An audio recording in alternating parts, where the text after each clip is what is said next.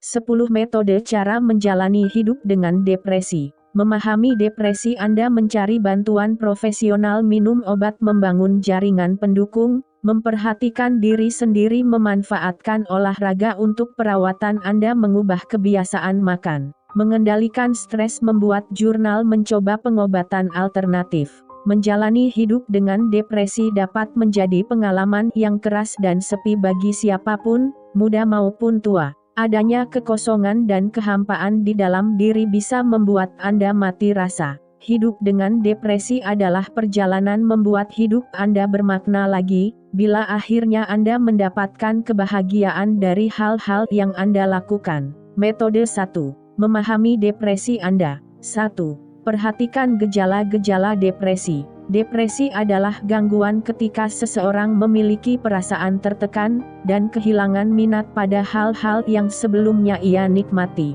Perasaan ini semestinya hadir hampir sepanjang hari dan hampir setiap hari selama paling tidak 2 minggu.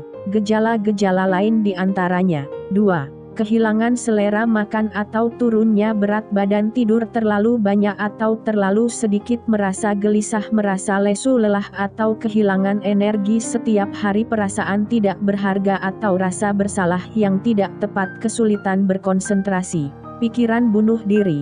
3. Hubungi bantuan darurat pencegahan bunuh diri di nomor telepon 021 725 652 6021, 725 782 6021, 722 1810. Jika Anda memiliki pikiran ingin bunuh diri, jika Anda atau seseorang yang Anda kenal memiliki pikiran bunuh diri, segera hubungi nomor tersebut atau pergilah ke unit gawat darurat terdekat. 4. Catat perasaan dan aktivitas Anda. Ketika Anda merasa lebih tertekan, mungkin Anda mulai menarik diri dari aktivitas yang normalnya Anda lakukan, seperti pergi ke sekolah atau bekerja, mengunjungi teman-teman, olahraga, dan bahkan mandi. Mungkin Anda juga mulai merasa lebih buruk atau mempunyai gejala depresi yang lebih parah.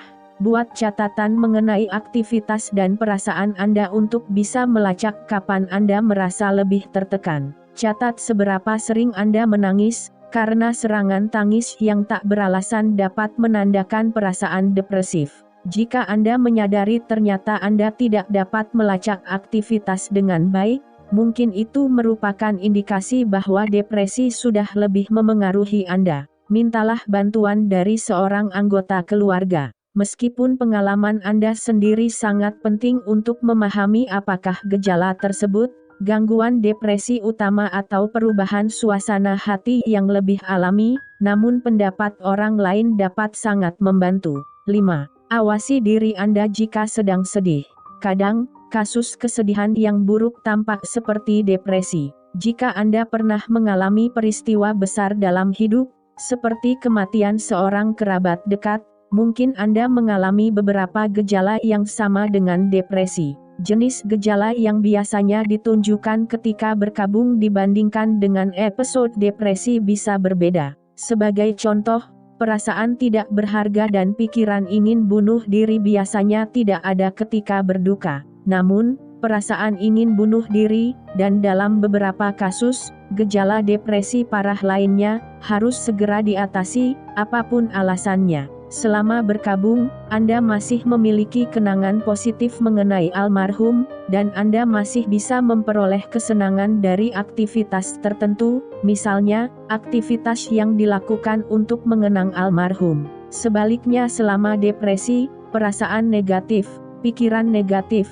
tidak bisa memperoleh kesenangan dari aktivitas favorit, dan gejala lain hadir hampir sepanjang waktu. Jika perubahan suasana hati Anda menyedihkan atau memengaruhi kemampuan Anda untuk beraktivitas, mungkin Anda mengalami lebih dari sekadar proses berduka normal. Metode 2. Mencari bantuan profesional. 1. Temui profesional kesehatan mental secara teratur. Perawatan depresi dapat membantu meringankan gejala dan memperbaiki aktivitas Anda secara keseluruhan. Profesional kesehatan mental dapat bekerja sama dengan Anda untuk menyusun rencana perawatan komprehensif, yang akan membantu Anda memperbaiki kesehatan mental. Psikolog konseling fokus membantu orang-orang mengatasi masa sulit dalam hidup mereka. Terapi jenis ini bisa dalam jangka pendek atau jangka panjang, dan biasanya spesifik pada masalah dan mengarah pada suatu tujuan. Seorang konselor biasanya bicara dengan pertanyaan hati-hati dan kemudian mendengarkan apa yang Anda katakan. Konselor akan menjadi pengamat objektif yang membantu Anda mengidentifikasi ide dan kalimat yang signifikan, dan membahasnya dengan Anda dalam detail yang lebih besar. Diskusi ini akan membantu Anda mengatasi masalah emosional dan lingkungan yang mungkin berkontribusi pada depresi Anda. Psikolog klinis dilatih untuk melakukan tes dalam usaha mengonfirmasi diagnosis dan karena itu, cenderung lebih fokus pada psikopatologi. Psikolog klinis juga dilatih untuk menggunakan berbagai macam teknik terapeutik. Psikiater mungkin menggunakan psikoterapi dan skala atau tes dalam praktik mereka, tetapi biasanya ditemui ketika pasien ingin mengetahui lebih banyak tentang obat. Dalam sebagian besar kasus, hanya psikiater yang dapat meresepkan obat. Anda dapat memilih untuk menemui lebih dari satu jenis terapis. Psikolog dan psikiater sering merujuk pasien pada satu sama lain, bila mereka tidak dapat memberikan jenis perawatan yang mungkin dibutuhkan pasien. 2. Minta rekomendasi. Jika Anda belum pernah menemui konselor sebelumnya, pertimbangkan rekomendasi dari teman-teman atau keluarga, pemimpin dalam komunitas agama Anda, pusat kesehatan mental masyarakat, program bantuan karyawan, jika disediakan oleh kantor, atau hubungi dokter Anda. Asosiasi profesional seperti American Psychological Association menyediakan fungsi pencari untuk menemukan anggota mereka di daerah Anda. Pastikan konselor Anda memiliki lisensi. Hal paling penting mengenai profesional kesehatan mental bukanlah huruf-huruf di belakang nama mereka, tetapi bahwa mereka memiliki lisensi untuk praktik di negara Anda. Contohnya, jika Anda tinggal di Amerika, cek di Association of State and Provincial Psychology Boards. Organisasi ini menyediakan informasi mendasar tentang cara memilih seorang terapis, persyaratan lisensi di negara Anda, dan cara mengecek apakah seorang terapis itu berlisensi. 3. Cek pertanggungan asuransi kesehatan Anda. Perawatan kesehatan mental yang sedang berlangsung seharusnya ditanggung oleh asuransi kesehatan, pada tingkat yang sama dengan apa yang disebut penyakit fisik, namun Anda tetap harus mengecek untuk memastikan pertanggungan yang spesifik. Kunjungi konselor yang menerima dan akan dibayar oleh asuransi Anda. 4. Cobalah berbagai jenis terapi. Terapi perilaku kognitif, terapi interpersonal, dan psikoterapi perilaku adalah 3 jenis terapi yang secara konsisten menunjukkan manfaat pada pasien. Cobalah terapi yang paling berhasil untuk Anda. Jika Anda merasa tidak ada peningkatan, minta pada terapis Anda untuk mencoba metode berbeda. Terapi perilaku kognitif, tujuan terapi ini adalah menantang dan mengubah keyakinan, sikap, dan prasangka yang diperkirakan mendasari gejala depresi dan efek perubahan perilaku maladaptif. Terapi antar pribadi, terapi ini fokus pada perubahan hidup, isolasi sosial, kurangnya keterampilan sosial, dan masalah interpersonal lain yang mungkin berkontribusi pada gejala depresif. Terapi ini bisa sangat efektif jika peristiwa spesifik, misalnya kematian, memicu episode depresif baru-baru ini. Terapi perilaku, terapi ini bertujuan untuk menjadwalkan aktivitas menyenangkan, seraya meminimalkan pengalaman tidak menyenangkan melalui teknik-teknik seperti penjadwalan aktivitas, terapi pengendalian diri, latihan keterampilan sosial, dan pemecahan masalah. Metode 3. Minum obat. 1. Minum obat Anda secara teratur. Banyak studi menemukan bahwa perawatan terbaik mencakup obat dan psikoterapi. Antidepresan memengaruhi sistem neurotransmitter otak untuk mencoba melawan masalah. Dalam cara neurotransmitter itu dibuat dan atau digunakan oleh otak. Jika Anda telah diberi resep obat, penting untuk meminumnya dengan teratur. Cobalah meminum obat pada waktu yang sama setiap hari. Akan membantu bila obat dikonsumsi dengan makanan. Apabila Anda lupa minum obat, kembalilah pada waktu minum obat yang sudah dijadwalkan dengan mengikuti petunjuk. Jangan minum 2 dosis obat sekaligus. 2. Pantau efek sampingnya. Beberapa obat memiliki efek samping, seperti kenaikan berat badan, insomnia atau masalah lain. Apabila efek samping bisa terlihat dan mengganggu bagi Anda, catat apa yang Anda alami. Bicarakan dengan dokter. Jangan berhenti minum obat. Jujurlah dengan dokter atau konselor Anda mengenai efek samping. Beberapa orang berhenti minum obat karena efek samping yang tidak diinginkan, tetapi tindakan ini berisiko membawa kembali efek depresi yang juga tidak diinginkan. 3. Bersabarlah. Memilih pilihan perawatan tertentu merupakan proses yang mengharuskan Anda untuk terus mencoba sampai menemukan yang berhasil. Bila Anda berkonsultasi dengan seorang profesional kesehatan mental, jangan berkecil hati jika perawatan pertama atau kedua tidak menunjukkan hasil, artinya Anda harus mencoba jenis perawatan lain. Jika merasa obat Anda tidak membantu, bicarakan dengan psikiater atau dokter untuk menentukan perawatan alternatif. Psikiater dapat meresepkan antipsikotik bersamaan dengan antidepresan jika antidepresan saja tidak berhasil. 4. Teruskan perawatan Anda. Jika perawatan Anda menunjukkan hasil, biasanya ini merupakan tanda bahwa perawatan tersebut efektif melawan gejala Anda. Lanjutkan perawatan tersebut dalam berbagai bentuk untuk mencegah depresi bertambah parah.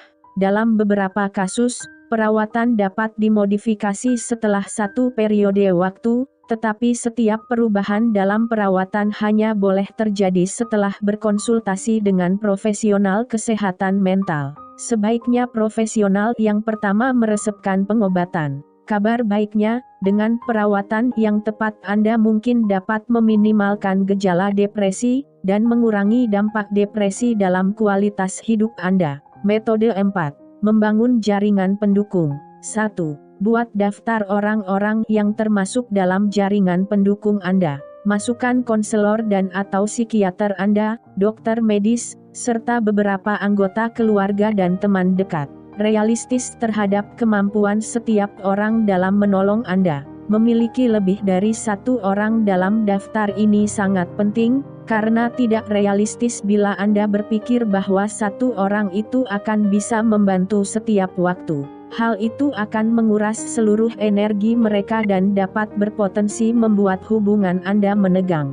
Pikirkan orang-orang yang akan mendukung dan tidak menghakimi. Orang yang mungkin membuat Anda lebih cemas atau marah bukanlah pilihan terbaik sebagai jaringan pendukung. 2. Beritahu diagnosis Anda dengan keluarga atau teman-teman yang suportif. Anda bisa memilih untuk membagi diagnosis depresi Anda dengan anggota keluarga atau teman-teman dekat. Hal ini akan membantu mereka untuk memahami apa yang sedang Anda alami. Selain itu juga akan membantu mereka memahami bahwa Anda tidak bisa menyingkirkannya begitu saja, tetapi ada diagnosis medis untuk kondisi tersebut. Jangan mengecualikan beberapa orang karena Anda tidak ingin membuat mereka khawatir. Jika mereka adalah keluarga atau teman dekat, mereka pasti ingin tahu bagaimana perasaan Anda dan akan bersedia membantu. 3. Berikanlah detail yang hanya ingin Anda bagikan. Mungkin Anda ingin menyimpan beberapa detail depresi untuk pribadi, dan membaginya hanya dengan konselor Anda. 17. Jika Anda tidak ingin bercerita dengan orang lain, seperti rekan kerja, cukup katakan bahwa Anda sedang melalui masa sulit tetapi Anda sedang berusaha membuat semuanya lebih baik. 4. Tetap libatkan diri dalam aktivitas favorit.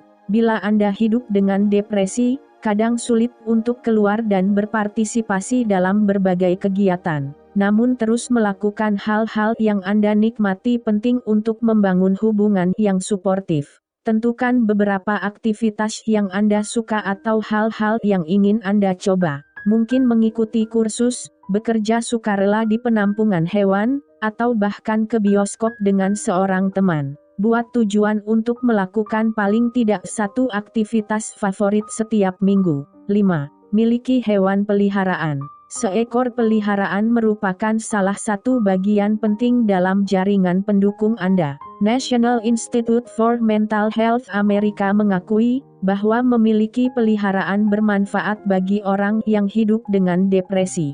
Peliharaan bisa memberi persahabatan konstan. Selain itu, meskipun tidak senang, Anda tetap harus memperhatikannya, seperti mengajak anjing jalan-jalan. Jika tempat tinggal Anda tidak mengizinkan hewan peliharaan, Anda tetapi bisa mendapat terapi hewan peliharaan dengan bekerja sukarela di organisasi yang mengurus binatang. Metode 5. Memperhatikan diri sendiri. 1. Manjakan diri Anda sedikit setiap hari. Luangkan waktu bagi diri sendiri untuk memperbarui energi dan bersantai setiap hari. Anda bisa melakukan sesuatu yang kecil seperti berjalan-jalan atau menonton pertandingan basket.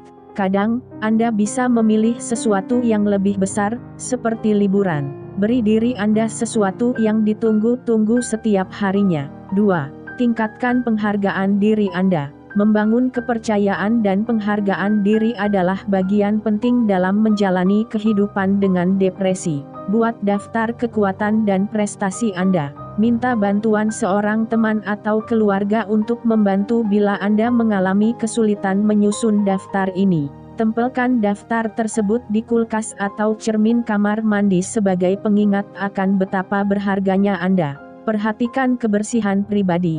Anda akan merasa lebih baik di dalam maupun di luar bila merawat tubuh. 3. Cobalah memiliki sikap yang positif. Memang kadang sulit tetap bersikap positif ketika depresi, tetapi pandangan positif dalam hidup dapat membantu Anda mengendalikan depresi dengan lebih efektif. Akui pikiran negatif tersebut dan kemudian lepaskan. Mulailah mengganti pikiran negatif dengan yang positif. Contohnya, bila Anda bingung karena tagihan terasa berat sekali, cobalah mengganti pikiran itu dengan, "Aku merasa lebih terkendali karena aku sudah menghemat pengeluaran bulanan." Ucapkan kata ini dengan suara keras sehingga dapat memberi efek positif pada cara pandang Anda. 4. Tetapkan tujuan untuk diri sendiri. Beri diri Anda motivasi dengan menetapkan tujuan untuk diri sendiri. Yang penting adalah membuat tujuan yang mudah dicapai, jadi mungkin Anda bisa mulai dengan tujuan-tujuan yang lebih kecil dan berusaha menuju yang lebih besar. Hadiahi diri Anda ketika tujuan Anda tercapai. Sebagai contoh, tetapkan tujuan untuk meluangkan paling tidak 15 menit seminggu, dengan pendukung Anda, seperti saudara atau sahabat. Anda juga bisa menetapkan tujuan untuk menjadwalkan 2 aktivitas menenangkan per minggu, seperti pergi ke bioskop atau dipijat. 5. Perhatikan sisi kreatif Anda. Beberapa penelitian menemukan hubungan antara depresi dan kreativitas yang tertahan. Ketika seorang kreatif mengalami kesulitan menemukan penyaluran yang ekspresif, ia mungkin rentan terhadap depresi. Beri diri Anda penyaluran kreatif dengan melukis, menulis atau berpartisipasi dalam kelas seni. 6. Cari sinar matahari. Sinar matahari memberi Anda vitamin D. Beberapa penelitian menunjukkan bahwa peningkatan jumlah vitamin D dan sinar matahari memiliki efek positif pada perasaan Anda. Bukalah tirai jendela atau pergi keluar untuk merasakan sinar matahari pada wajah Anda dan untuk mengangkat suasana hati. 7. Rawat masalah kesehatan lainnya. Beberapa masalah kesehatan dapat memperburuk depresi atau menjadikannya lebih sulit dihadapi. Dengan merawat masalah kesehatan lain, seperti masalah gigi, diabetes, tekanan darah tinggi, atau masalah lain, Anda akan yakin bahwa tubuh Anda berada dalam kesehatan fisik bagus. Metode 6. Memanfaatkan olahraga untuk perawatan Anda. 1. Jadikan olahraga sebagai bagian perawatan Anda. Latihan fisik merupakan metode yang tidak dimanfaatkan untuk meningkatkan suasana hati. Studi menunjukkan bahwa efektivitas olahraga hampir sama dengan obat. Ini menyatakan kesan bahwa olahraga membantu memperbaiki suasana hati dan mencegah depresi kambuh lagi. Banyak peneliti berpendapat bahwa tubuh melepaskan neurotransmitter dan hormon sebagai respons olahraga. Olahraga juga membantu memperbaiki tidur, yang berkontribusi pada meningkatkan kesehatan mental. Untuk memulai, pertimbangkan lari atau aktivitas lain yang tidak memerlukan banyak biaya. 2. Rancang rutinitas olahraga bersama dengan dokter atau pelatih pribadi. Sebelum memulai rutinitas olahraga baru, penting bagi Anda untuk mengetahui jenis olahraga yang terbaik sesuai dengan minat, ukuran tubuh, kekuatan, dan riwayat cedera, jika ada. Bicarakan dengan dokter medis untuk mengevaluasi level kebugaran Anda. Pelatih pribadi dapat membantu Anda menentukan olahraga yang aman dan menyenangkan, dan mereka dapat memberikan motivasi untuk memulai. 3. Tetapkan tujuan olahraga untuk diri sendiri. Untuk termotivasi dan tetap termotivasi, cobalah membuat rencana spesifik, bagaimana dan berapa banyak Anda akan berolahraga. Tetapkan tujuan yang mematuhi rencana SMART, spesifik, measurable, terukur, attainable, dapat dicapai, realistis, dan timely, tepat waktu. 4.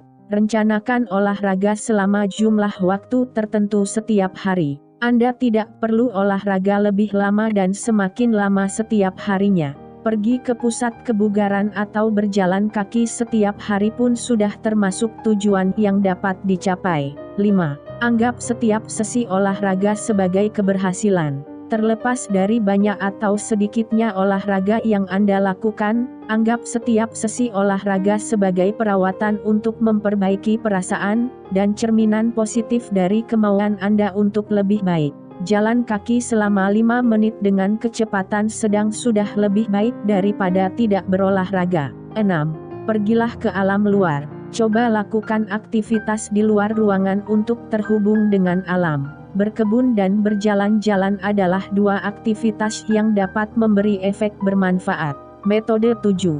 Mengubah kebiasaan makan. 1. Makan lebih banyak makanan kaya gizi. Beri tubuh Anda makanan yang kaya vitamin dan nutrisi lain. Ada beberapa makanan tertentu yang berkaitan dengan kurangnya gejala depresi.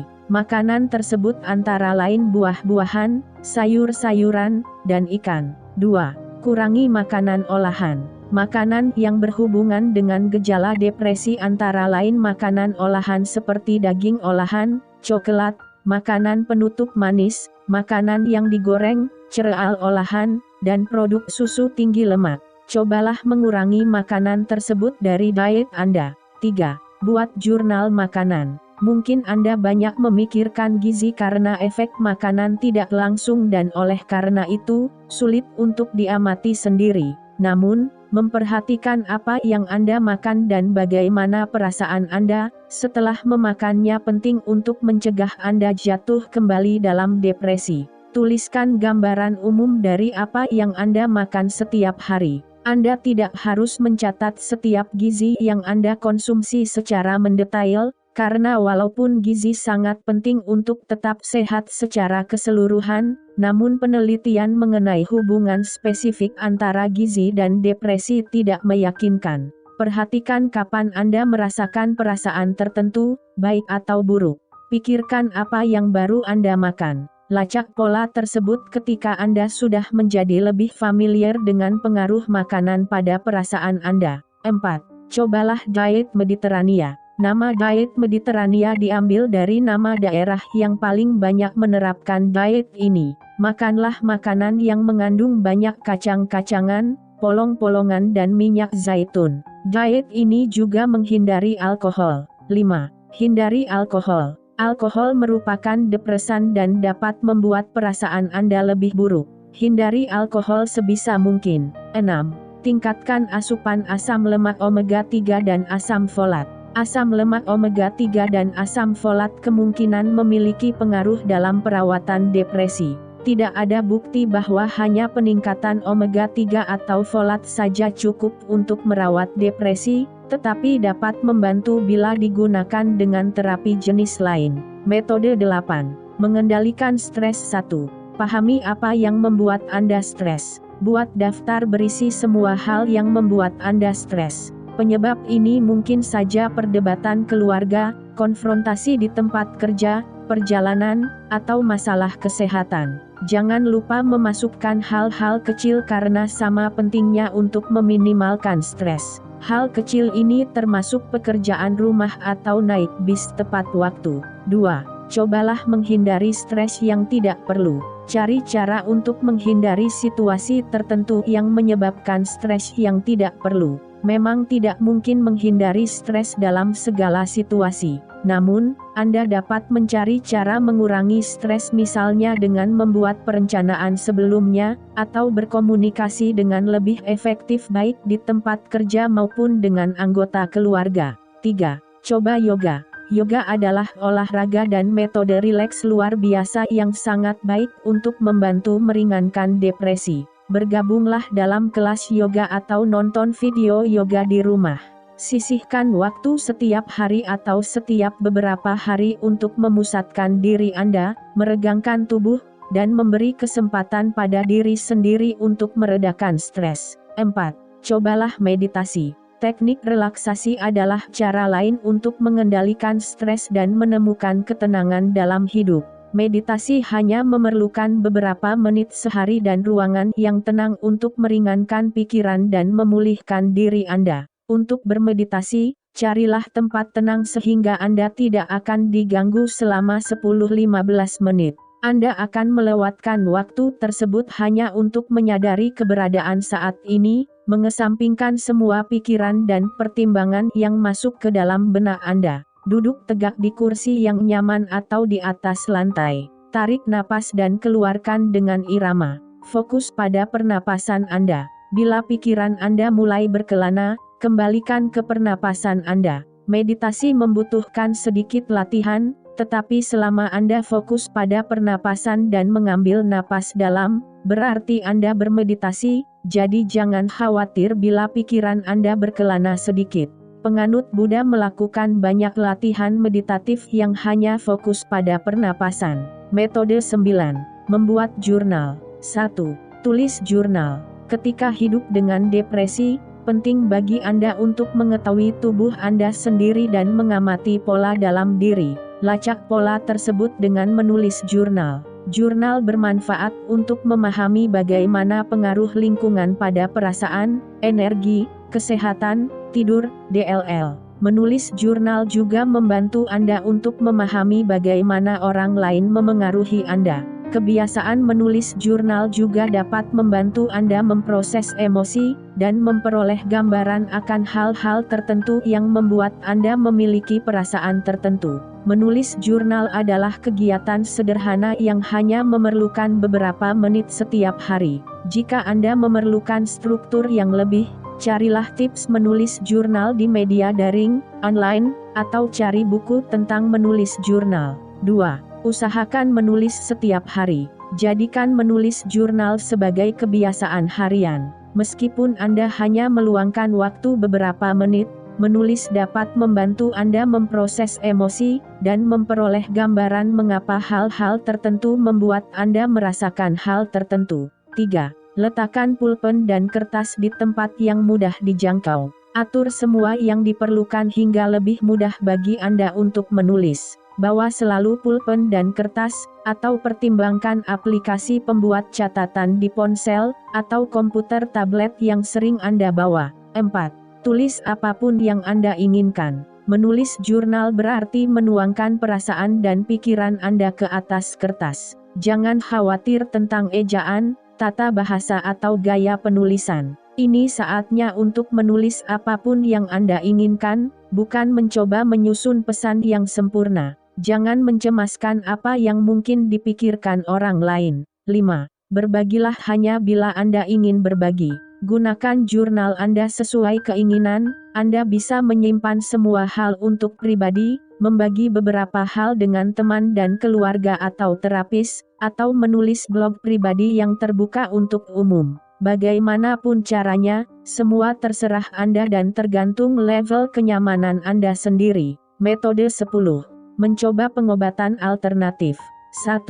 Cobalah akupunktur. Akupunktur adalah bagian pengobatan tradisional Cina, yang menggunakan jarum yang ditusukkan ke bagian tubuh khusus untuk memperbaiki penyumbatan energi atau ketidakseimbangan. kunjungi spesialis akupunktur untuk membicarakan perawatan yang khusus bagi Anda. Ada beragam bukti mengenai efektivitas akupunktur. Satu studi menunjukkan hubungan antara akupunktur dan normalisasi protein neuroprotektif yang disebut turunan garis sel glial, faktor neurotropik, dan efektivitas yang dibandingkan dengan fluoxetine, nama generik Prozac. Studi lain menunjukkan efektivitas akupunktur dengan psikoterapi. Studi-studi tersebut menyumbangkan kredibilitas pada akupunktur sebagai perawatan depresi, tetapi dibutuhkan lebih banyak penelitian untuk mendukung efektivitas akupunktur. Periksa asuransi kesehatan Anda untuk mengetahui apakah jenis perawatan alternatif ini ditanggung oleh program kesehatan Anda.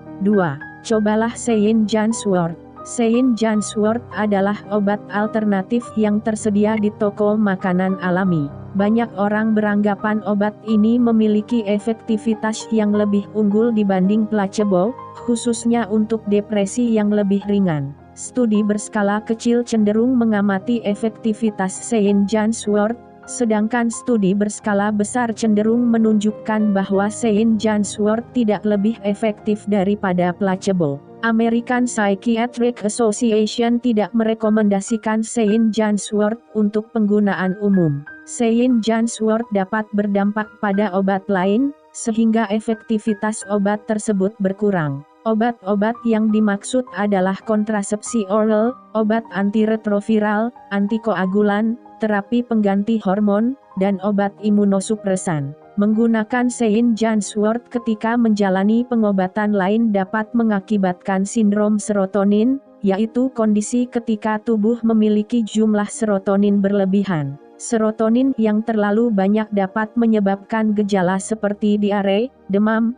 kejang dan mungkin bahkan kematian. Kerja sama dengan dokter sangat penting bila Anda menjalani pengobatan lain, dan sampaikan jika Anda perlu diberi obat lain. Gunakan St. John's wort dengan mengikuti petunjuk dosis. 3. Cobalah suplemen SEM. Obat alternatif lain adalah S-adenosylmethionine, SEM. SEM adalah molekul yang terjadi secara alami, dan rendahnya SEM dikaitkan dengan depresi.